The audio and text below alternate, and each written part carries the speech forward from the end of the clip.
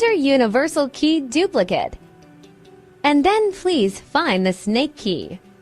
Select the key with shoulder. Click the next step. When you click Identify, application reminds, please change the right cutter and probe. Pay attention, cutter is 0.9 millimeters, probe is 0.5 millimeters. If finished changing cutter, please click OK. And then install the key on the clamp depending on the guide picture. If OK, please continue and the key duplication.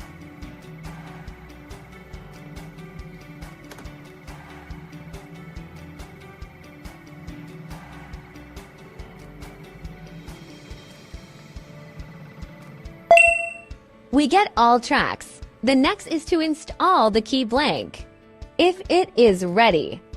At last, start to cut the key.